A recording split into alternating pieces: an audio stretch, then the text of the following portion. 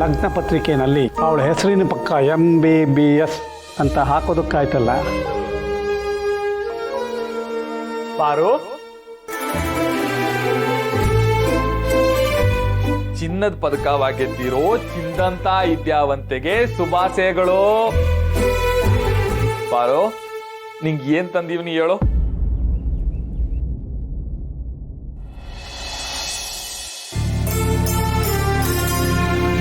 ಇದನ್ನೆಲ್ಲ ನಿಂಗೋಸ್ಕರ ತಕ ಬಂದೀನಿ, ತಕೋ.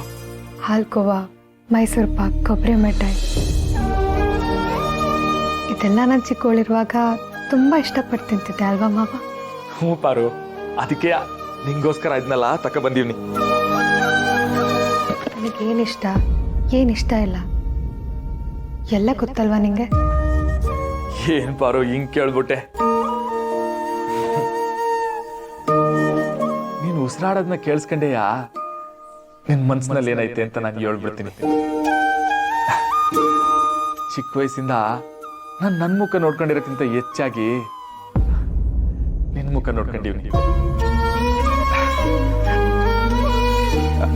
ತಕ ಯಾವ ಖುಷಿಗೆ ಅಂತ ತಿನ್ಲಿ ಮಾವ. ನಾನು ಓದಿರೋ ಓದು, ಮೆಡಲ್ ಇದನ್ನೆಲ್ಲ ನಿನ್ನ ತಲೆಗೆ ಹಾಕೋ ಕಿರೀಟ ಥರ ನೋಡ್ತಿದ್ಯಾ. ಆದರೆ ನಮ್ಮ ಮನೆಯವರಿಗೆ ಕಾಲಿಗೆ ಹಾಕೊಳ್ಳೋ ಚಪ್ಪಲಿ ಥರ ಕಾಣಿಸ್ತಿದೆ. ಹೋಗ್ಲಿ ಬಿಡು, ನೀನು ಖುಷಿ ಪಟ್ಟಿಯಲ್ಲ ಅಷ್ಟೇ ಸಾಕು.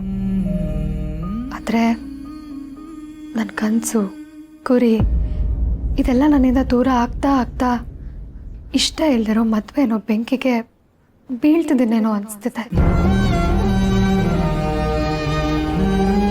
ಮಾವ, ನನ್ನ ಇವತ್ತು ಸಿದ್ಧಾರ್ಥಗೆ ಮೀಟ್ ಮಾಡಿಸ್ತೀಯಾ?